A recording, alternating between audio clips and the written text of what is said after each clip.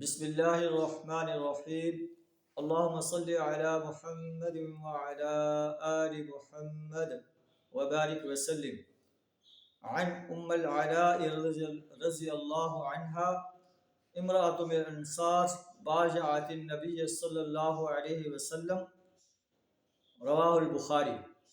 حضرت ام العلاء رضی اللہ عنہا جو ایک انصاری صحابیہ ہیں جس نے نبی صلی اللہ علیہ وسلم سے اسلام پر بیعت کی، وہ بتاتے ہیں کہ جب مہاجرین تقسیم ہوئے تو ہمارے حصے میں حضرت عثمان بن مظعون رضی اللہ تعالیٰ عنہ آئے۔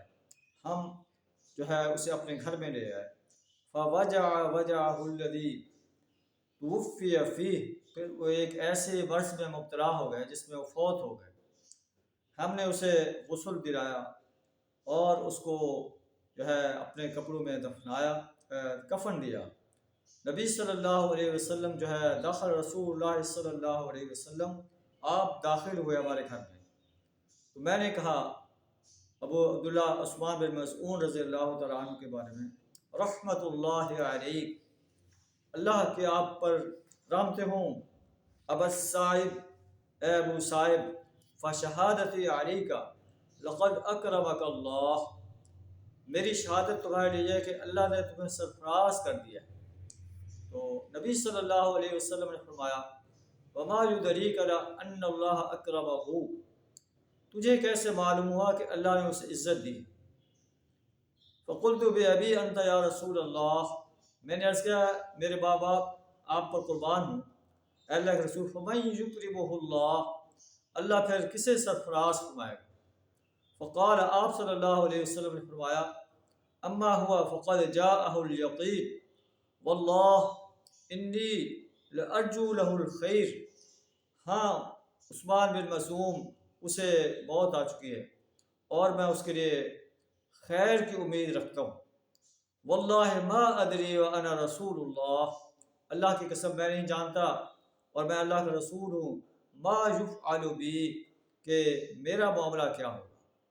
تو حضرت ام العلاء کہتی ہیں قالت فواللہ لا ازکی احدا بعدہ ابدا، اس کے بعد میں نے کسی کے پاک باز ہونے کی شہادت نہیں دی۔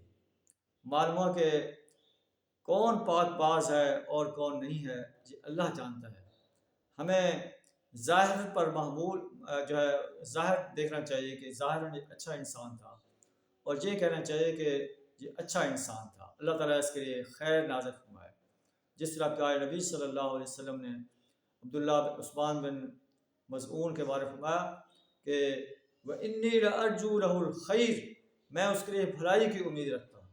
لیکن کسی کو یہ کہنا کہ یہ جنتی انسان ہے، اللہ نے اس کی عزت کی ہے، نبی صلی اللہ علیہ وسلم نے ایسا کہنے سے روک دیا ہے کہ کسی کے بارے میں ایسا نہ ہو۔